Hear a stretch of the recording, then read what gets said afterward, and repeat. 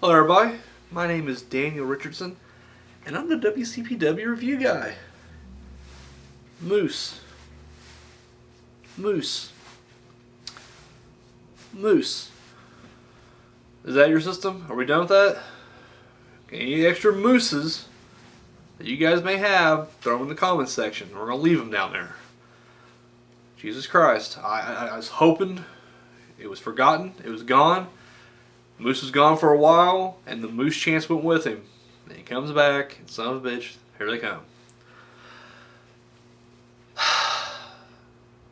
And this is WCPW Loaded, episode 21 review. My lands.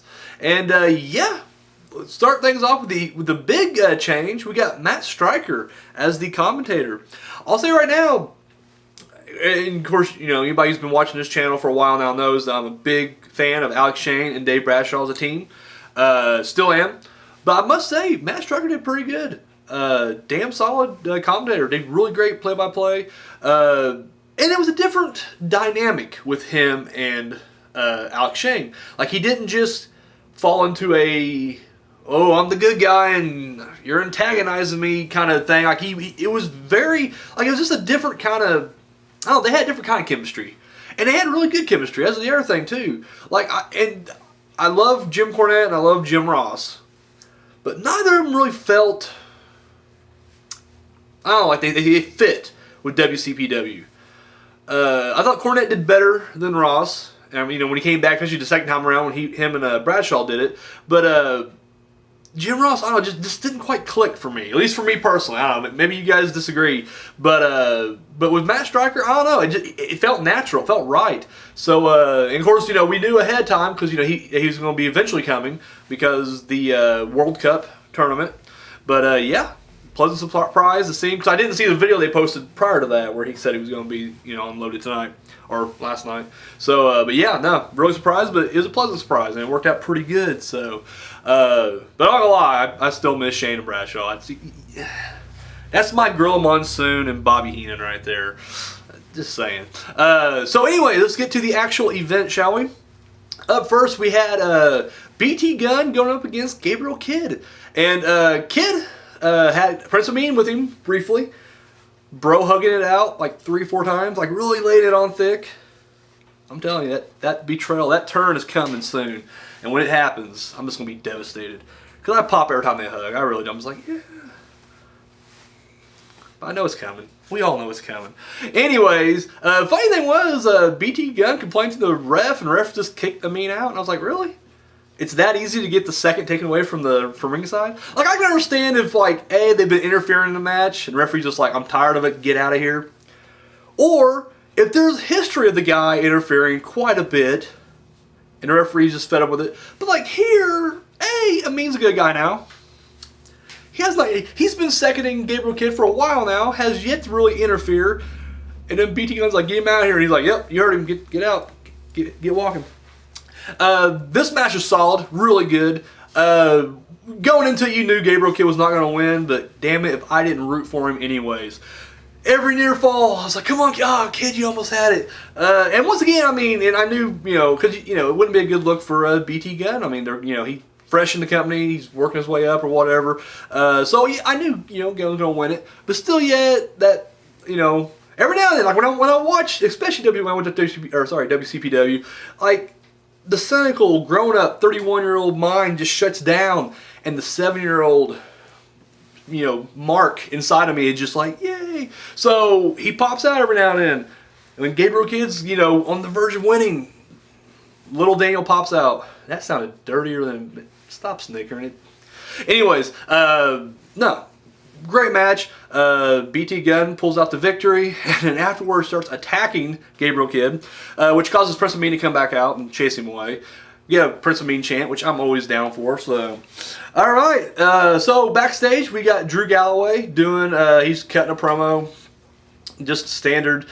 I'm gonna beat you up later and keep my title, Hendry. So you know the promo.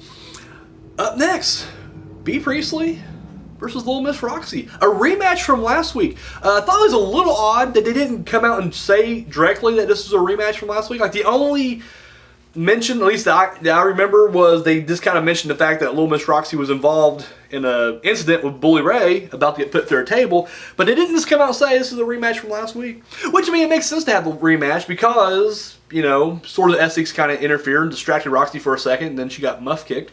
So, yeah, I'm all for this rematch. My big complaint last week was that the match was too short, and they definitely rectified it here. Another real good match. These girls work great together. And and once again, I understand why B. Priestley won, but I was still like, come on, Roxy, you got it. You got this, Roxy. Love that front kick. Like, right off the very beginning of the match, she just runs out, front drop kick. Fucking love it. Like, she hit hard. She hit hard. But Priestley dominated and then would eventually win. During the match, James R. Candy came out. And after B. Priestley won and left, Candy comes in and once again throws down the ultimatum to her. Come join Prospect. I'm not gonna lie, Roxy, do it. Just do it.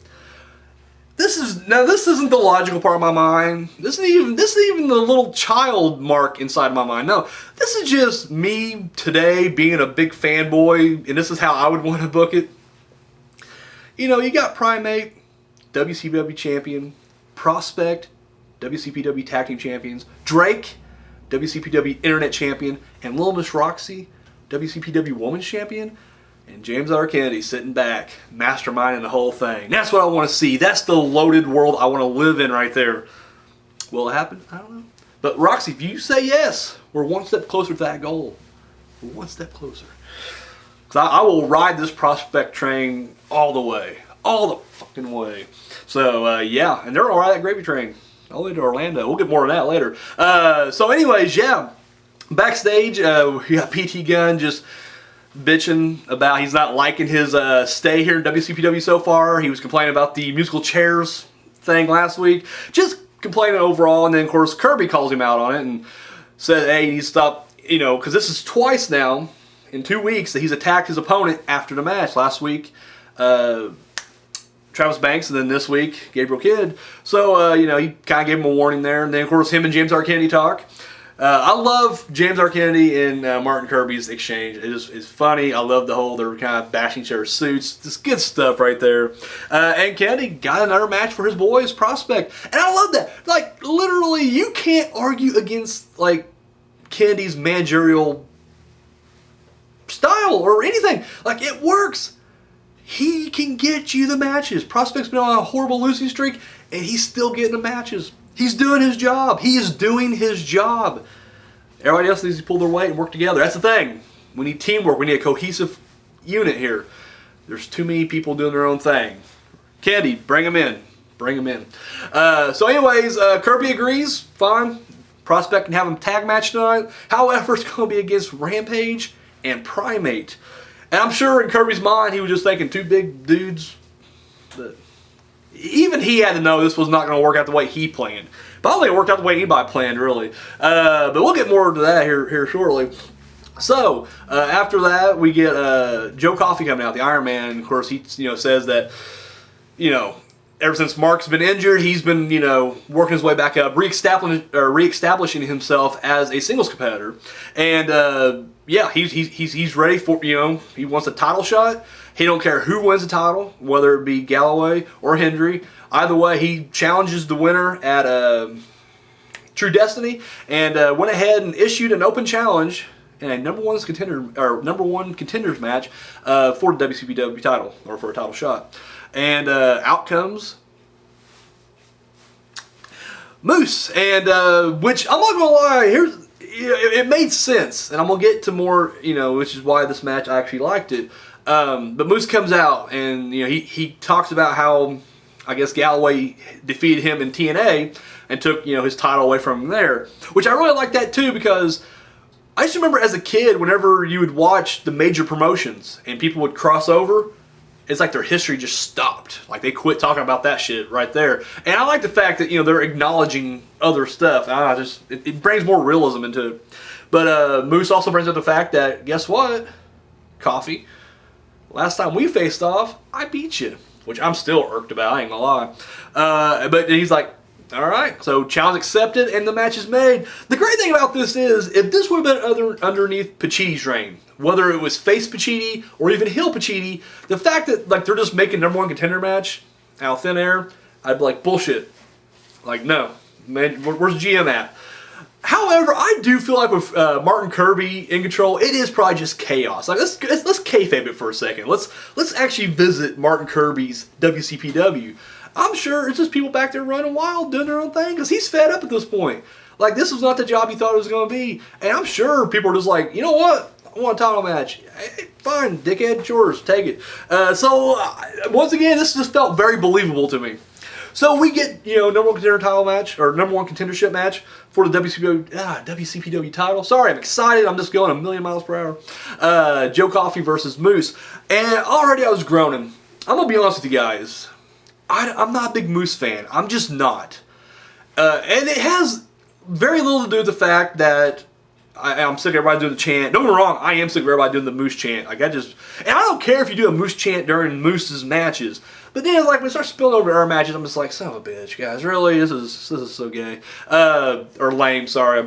PC. It's just ridiculous. So, the fact that, everybody's like, Moose, it's just like, come on, stop. But this match worked. Because like I said, when it comes to Moose, the other thing is just like his matches are so dreadfully boring. His first match against Joe Coffey wasn't that bad. But his match against Drew Galloway was atrocious. Like, seriously, go back and rewatch that. Just so slow paced and just, I don't know. He just lumbers around. And like, he looks like me walking to the mailbox. Like, he's gassed out early. That was a fat joke at me too, because I get gassed out just walking to the refrigerator, eat me a Hot Pocket to eat. But no, he gets winded like quickly, and don't get me wrong, he still moves. And for fuck's sake, he did a moonsault from the second rope. So I mean, he's still mobile, I guess, but it just seems like, my God, dude, come on. So I was very like about this match, but when the match got into it. Dude, like, they were hitting it hard, and I gotta say, dude, Moose pushed himself. At least, from my, perspective, he did a lot better. He did a lot better in this match than he has in his past 2 matches he had. I ain't a lot. I gotta say, it's probably Coffey. Coffey definitely carrying the match, in my opinion. Now, once again, no disrespect to anybody. I say that every time, whenever I badmouth anybody, I recognize that I could not do half the shit, or a quarter of the shit, or an eighth of the shit, or even a percentage of the shit they do.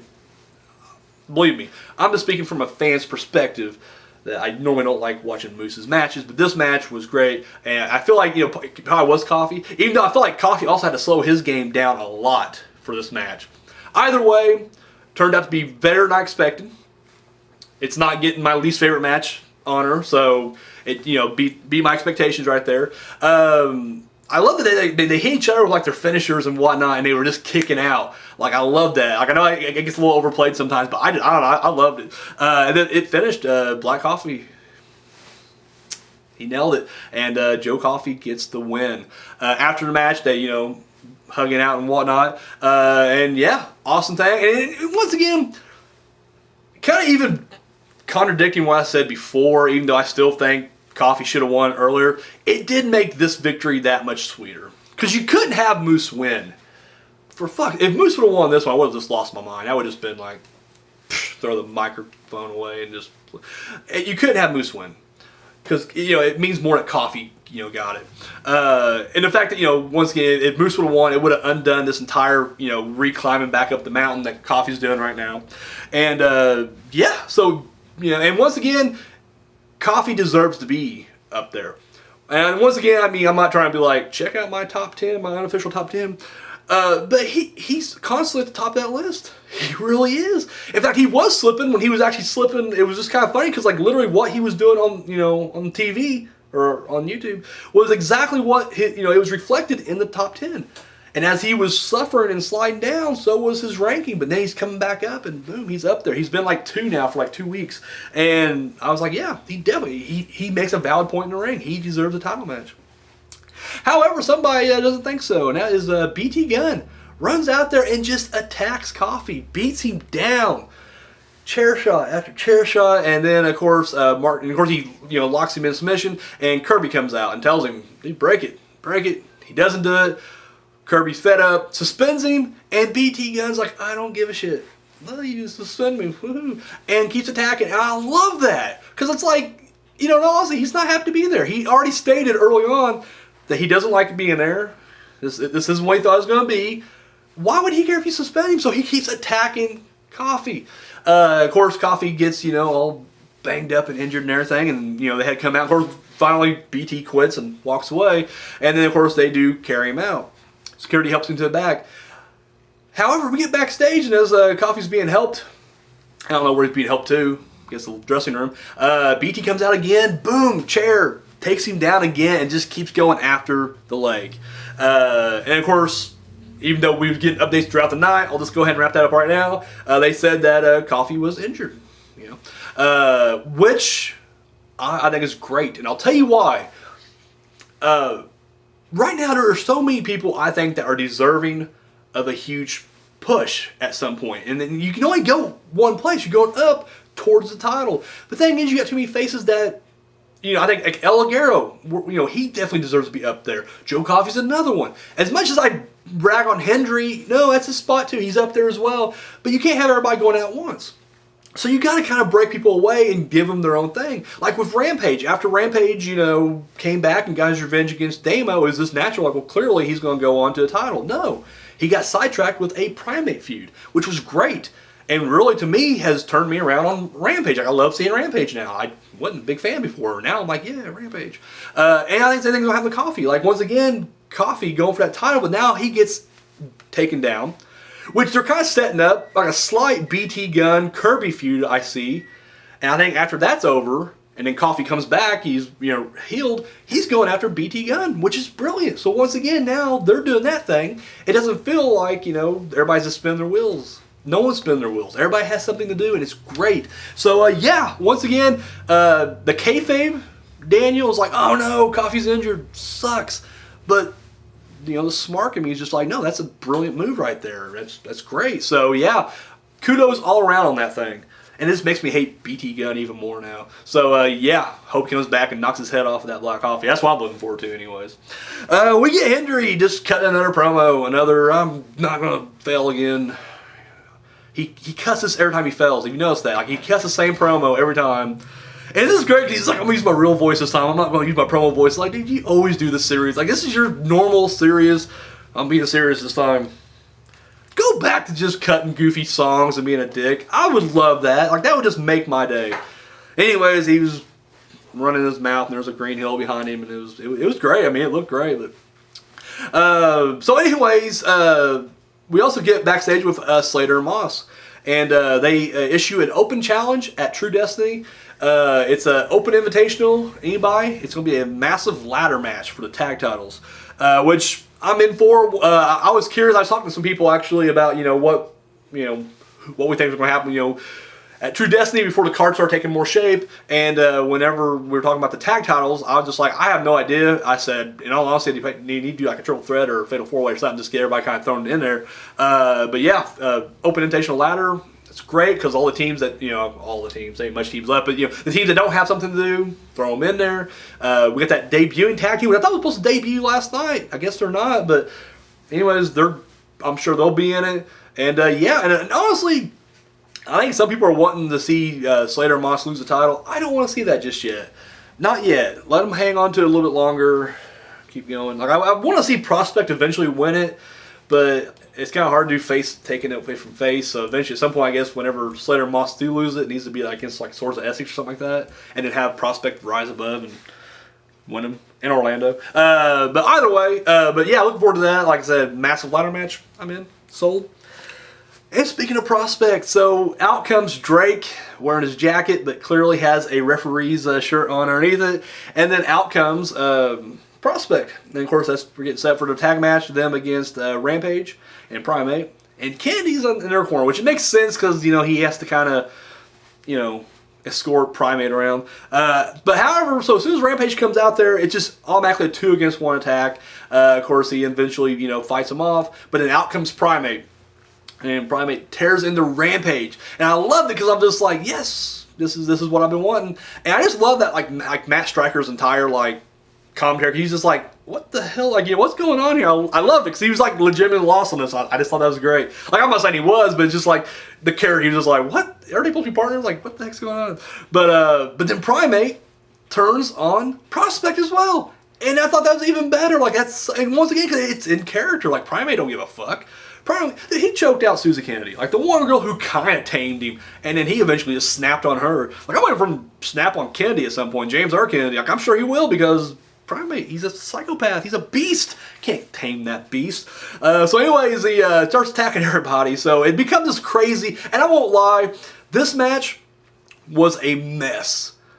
But it was a beautiful mess. Like, I was entertained the entire time. Everybody gets in on the action. Drake at one point tries to hit Rampage with a chair. Drake, the referee, mind you, tries to hit Rampage. Rampage moves. It hits Primate. Everybody, once again, Primate's getting everybody. Rampage beats up Drake. He beats up Prospect, and eventually Primate and Rampage are battling back to the back. And then Drake just starts counting them out.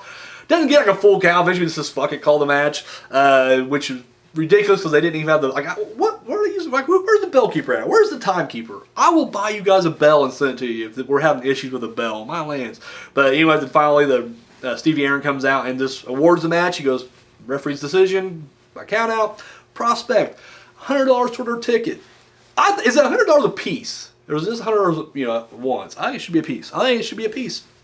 $200 or 200 pounds, toward their plane ticket. But anyways, regardless, Prospect win. I'm happy. And then, of course, Kirby's music hits, and they get the hell out of there. Except for Drake. Drake stays behind because he's not the smartest one of the bunch. So, out comes Kirby. Now, I had to go back and rewatch this segment on What Culture Extra.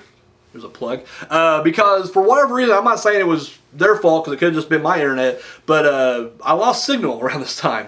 So, like, literally, it came back on, and I literally, like, whatever short match it was, I missed half of that. If you can, so it literally, I heard the bell, and it was glitched, and then it came back and sailed bomb. But basically, Kirby comes out and is like, "Hey, you attacked the referee, can't be having that," and then sets up a match. And this match, it reminded me of The Rock versus Eric Rowan for some reason, because it was just like quick. Kirby bombs Drake.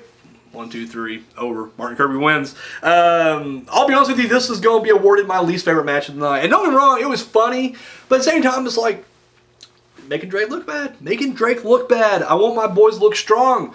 This does not make him look good at all. Quick powerbomb, he's done. Oh, so anyways, so that was that match right there, brief as it was. We move on past that. Outside, Primate and Rampage brawling. Primate finally gets the upper hand, and that's when Kennedy reveals that at True Destiny, it's going to be an I Quit match. The 5th match will be an I Quit match, which up to this point, every match has just been brutal, so I can't wait. I am pumped for this right here. So, yeah, that's signed right there. Up next, triple threat for the Ring of Honor World Title. Yeah, El Ligero versus Jay Lethal versus Adam Cole. This is the first time I've ever seen Adam Cole. This is a name I've seen numerous times, online and whatnot. Heard a lot about him, but never actually seen him wrestle. So this is my first time to watch him. The one that I thought was odd right off the bat was they kept stressing about how much, like early on, like before the match got started, the champion's advantage because he can win by DQ or he can lose by DQ or whatever, but he can still retain it. And I was like, triple threat? Really? Do you have DQs in triple threat? And I don't know if it's because it was Ring of Honor, and maybe the rules were different there because I don't really follow Ring of Honor, so I don't know. But yeah, they were definitely harping on that real early on. They're like, yeah, he can retain by DQ. This match of the night, it was great. And what I love about a lot of the cutesy stuff was thrown to the side. I loved Ligero versus Jay Lethal way back when, first couple episodes or whatever. Loved it. My biggest gripe about that match was the cutesy shit they was doing early in that match. Because I'm thinking to myself, I'm all for, some of it, I guess. But it's like, this is for the, a shot at the Ring of Honor title. Literally, you're just going to goof off this guy? No. You're a competitor. Get in there and beat his ass, So I was glad they cut that stuff down to a minimum. A lot of great spots to try. I'm not going to try to cover them all here, but, I love when Adam Cole just trying to say his name. Adam Cole, baby. But he kept getting rolled up, each time. My favorite spot was probably when Ligero. They did everybody was trying to get a figure 4 on, and finally Ligero gets it on Adam Cole, and then Lethal comes over, and then he throws him in a crossface. Thought that was great. Whenever Adam Cole hit that, he like springboard off the ropes and hit like a Canadian destroyer on a Ligero. Insane. And then of course, sorry, I'm blanking here. When, oh my God, Adam Cole had Adam Cole had Lethal up in a pile driver position, and Ligero knocked his legs out from underneath him, hits Lethal with the pile driver. It's Lethal Ligero. The L's are throwing me off right here, guys. I'm sorry. But Lethal gets hit the pile driver, and then Ligero kicks Cole and goes for the pinfall. And what I love about Alex Shane here, now he has done this previously. Alex Shane has, he shows that he's more than just jokes. He'll throw the analysis in there every now and then, and it's usually kind of sprinkled here and there. But with Matt Striker, it was like he was keeping up with him on the analytical side of things. And I love that. And I just love the fact he brought the point, Ligero show went for the pin on Lethal, because Lethal just got hit with a pile driver, and yet he went for the pin. And once again, I know it's like a minor thing, but I just love those touches. And I mean, that's just why Alex Shane's freaking great. That's why he won my unofficial thing, because clearly you guys voted that in, because it's Alex Shane. He's great. So anyways, the match was great, and then like I said, at one point, you think he may bring the title in, he's going to be disqualified. Ligero actually uses it. I was really shocked, like, oh wow, Ligero. But I was like, I'm not going to blame the guy. Fuck it. He brought the belt in, he brings it in, fuck it, use it. So, but however, the match ends when Lethal, who's been trying to hit his lethal injection finisher like 3 or 4 times, finally nails Ligero with it. And finally, after the 3rd or 4th time, he gets up, and then he gets rolled up by Adam Cole. Adam Cole retains. And of course, you knew Adam Cole's not going to lose his Ring of Honor title at What Culture Pro Wrestling. Just was not going to happen. Still a fun ride. I still had a hell of a time watching this match. So, great stuff. Afterwards, and this is just another great moment, I thought.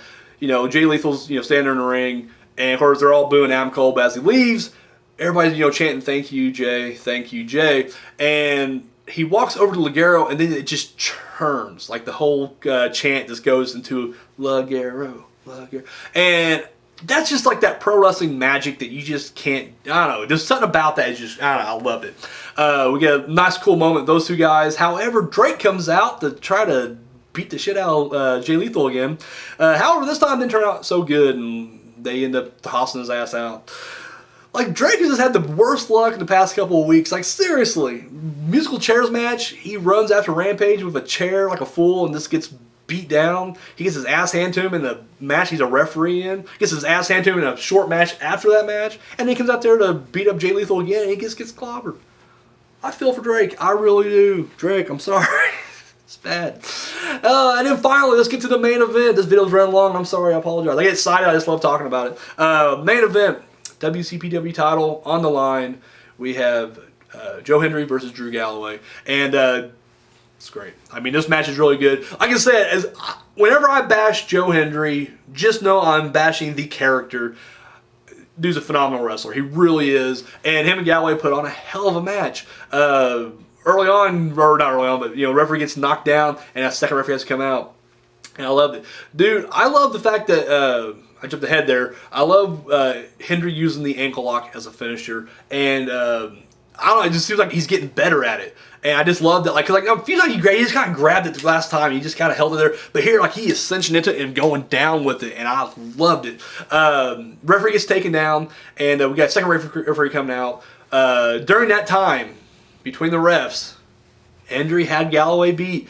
I didn't realize how much I did not want Hendry to win until he was getting those near falls, because I was like, no! Every single time, because I did not want Hendry to win. I'm not going to lie, I was going Galloway all the way. Still am, by the way. And I was just like, no, come on. Referee comes out. Of course, he kicks out. Of course, after all the ankle locks, Galloway starts having he has an ankle injury that Joe Hendry is trying to capitalize on. Eventually, after Galloway rolls him up, he goes to he tried to bridge himself up, couldn't quite get himself bridged up, and eventually pinned his own shoulders down. The new referee is counting down on Hendry. However, the other referee wakes up and notices Drew's down. Knows there's a pinfall taking place. He goes for the pin. We get a double pinfall. And you know what? I'm okay with that. That's not a bad way to end this, because once again, didn't see it coming. Really didn't.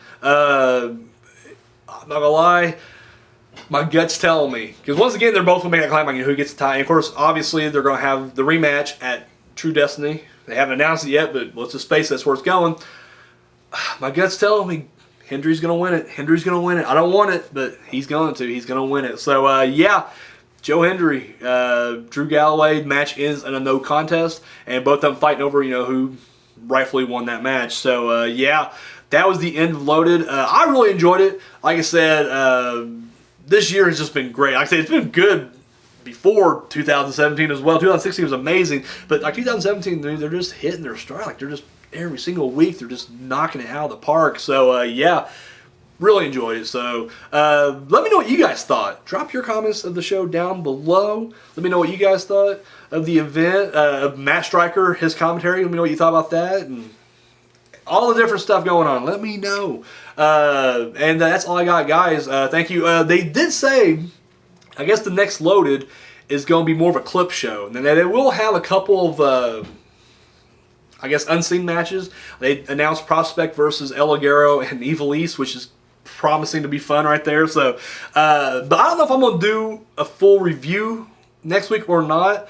Just depending on, how many unseen matches there really are. Because, I mean, there's only like one or two. It's like, I can cram that in with the top 10 that week. So, I don't know yet. Let me know what you guys would prefer down below.